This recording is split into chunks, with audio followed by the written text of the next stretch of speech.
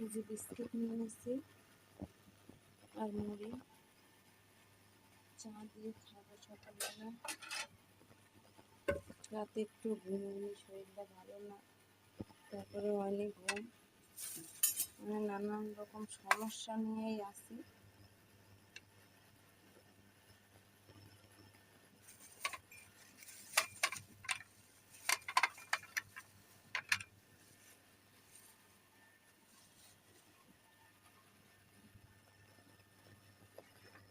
চা খাবো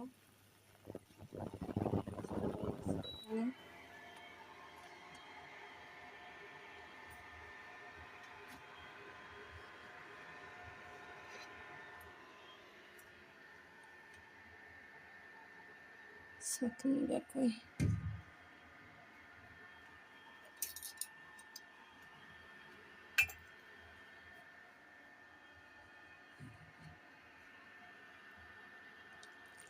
একটা ভিক্সলও নিয়ে আসছি বাথরুম পরিষ্কার করার জন্য। 500 টাকা শেষ। টাকা পয়সা যে কিভাবে যায় বলার মতন না।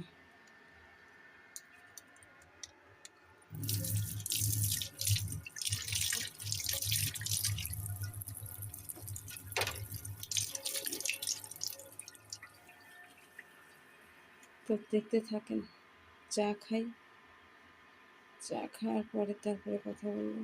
আলাইকুম। সকাল সকাল একটা ভিডিও নিয়ে আসছি। সকাল না, এখন দুপুর।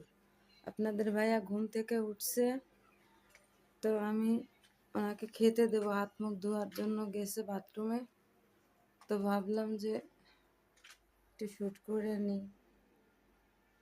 এই যে দেখেন আমার মেয়ের কাণ্ড, বয়েম দিয়ে, কাচের বয়েমে কি আঁকাইছে, আঁকায় তারপরে ফুল রাখছে। পানি দিয়ে রাখছিল, পরে আমি বলছি শুকনা প্লাস্টিকের ফুলে কি পানি দেওয়া লাগে, পানি ফেলে দিছি। এই যে দেখেন ওর কাজ। তো চুলার রান্না। আমাদের ভাইয়া বাইরে যাচ্ছে।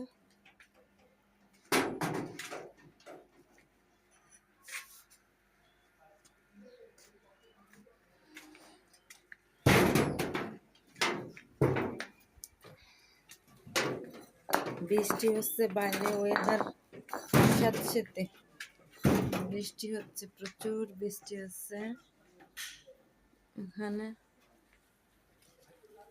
এটা হলো আমাদের ছাদে যাওয়ার সিঁড়ি। দেখেন বৃষ্টিতে ভিজে কি অবস্থা হয়েছে। গাছে কত সুন্দর লাগতেছে, গাছ, সজনে গাছ হয়েছে এখানে।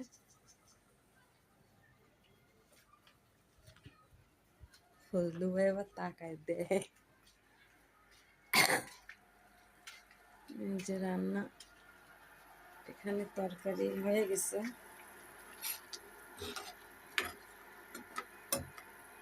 মুরগির মাংস খাইনি আজকে। এই ডাল আছে সাথে। তো ভালো থাকবেন। আসসালামু আলাইকুম ভিউয়ার্স, কেমন আছেন সবাই? আমরা তো আল্লাহর রহমতে অনেক অনেক ভালো আছি, আপনাদের দোয়ার বরকতে। তো সকালবেলা আপনাদের ভাইয়া, সকালে আমি দেখেছেন ভিডিওতে, ভাইয়াকে ডাকছিলাম, ওঠেনি। সে বলছে চা খাবো না। তো আমি ভাবলাম আমার খিদে পাইছে, একটু চা নাস্তা খেয়ে তারপরের দিনের কাজ শুরু করি। তো সকালবেলা উঠে আমি নিজের জন্য আগে চা বানাই নিছি। চা তৈরি করার পরে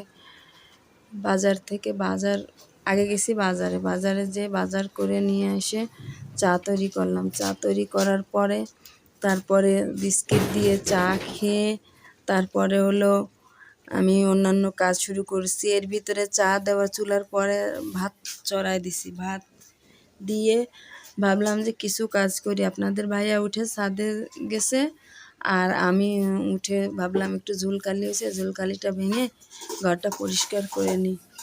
তো দেখেন, দেখতে থাকেন। আর একটা আপু ভিডিওতে বলছেন যে আমার স্বামী নাকি 1 কাঠা জমিও পাবে না ভাগে, ওসব নাকি মানুষের তাই দেখাচ্ছি। আপনারা কি কেউ জানেন? ঝালকাঠি নলছিটি আমার শ্বশুরবাড়ি। আপনারা আসবেন, আসলে দেখবেন যে আমার শ্বশুরের কি আছে না আছে। আমার স্বামী পৌরসভার ভিতর আলহামদুলিল্লাহ অনেক জায়গা পাইছে। আর ওনরা হলো অনেক ভাই বোন না, আপনারা ভিডিওতে কমেন্ট করছেন যে অনেকগুলো মনে হয় ভাই বোন কি শরিকদার আছে, কয় 1 কাঠা জমিও পাবে না। আলহামদুলিল্লাহ আমার স্বামীরা 2 ভাই 1 বোন। তারা, আমার শ্বশুর মারা গেছে, যার যার বাড়ি আলাদা। আমার শ্বশুর 3টা 4টা বাড়ি করে জায়গা করে রেখে গেছে আলাদা বাড়ি করার জন্য, বিলের জমি ছাড়াও। তো আমার স্বামী নিজের জমি, আমাদের এই যে ঘের থেকে শুরু করে আমাদের বাড়ি পর্যন্ত, এখানে আমার স্বামীর নিজের জায়গা, নিজের আরও জায়গা আছে আমাদের অনেক। তো আমরা ওখান থেকে 5 কাঠা জমি রাস্তার সাইড দিয়ে মসজিদে দান করছি। আলহামদুলিল্লাহ, মসজিদের কথা নিয়ে কেউ মিথ্যা কথা বলে না। আর সরি, মিথ্যা কথা কেউ বলে না। মসজিদে আমরা 5 কাঠা জমি দিয়েছি, এতে গৌরব করার কিছু নাই। পুরো পৃথিবীটাই আল্লাহর, দুনিয়াটাই আল্লাহর। তো আজে বাজে কমেন্ট কেউ করবেন না। আর আপনারা আসবেন, এসে দেখে যাবেন। আমার দেবরের বাড়ি, যারা বরিশালে থাকে তারা জানে যে নতুন বাড়ি পুরন বাড়ি বলে একটা প্রথা আছে। নতুন যে বাড়িটা করে ওইটাকে নতুন বাড়ি বলে, আর পুরনো যে বাড়ি থাকে আগের শ্বশুরের থাকে ওইগুলো হলো পুরন বাড়ি বলে। ওখানে ছোট ছেলে যে সে পায় সম্পত্তি।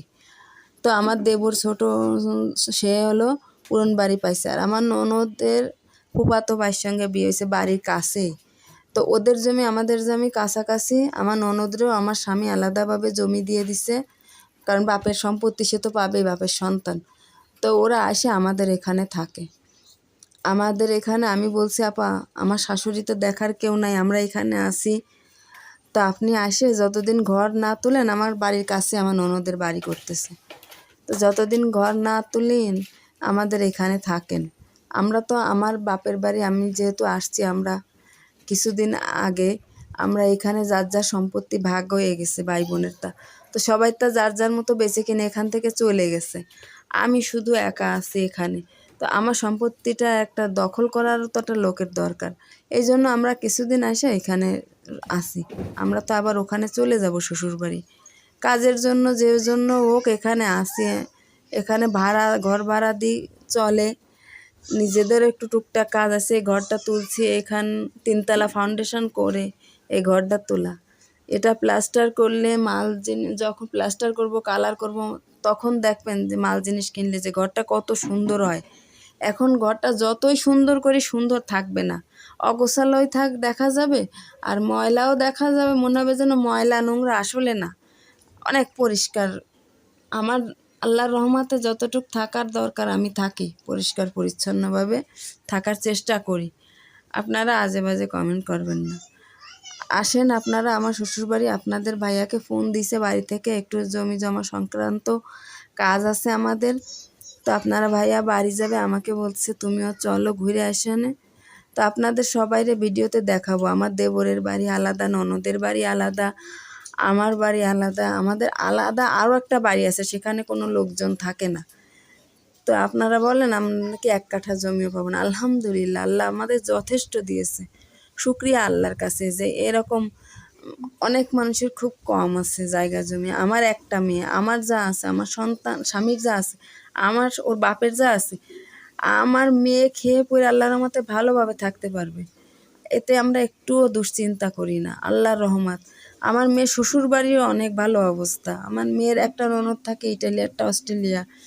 তারপরে ভাসুর BCS cadre, say Dhaka I হসপিটালে আছে এখন আপাতত, পড়াশোনা করতেছে, বিসিএস ক্যাডারে পড়াশোনা করতেছে।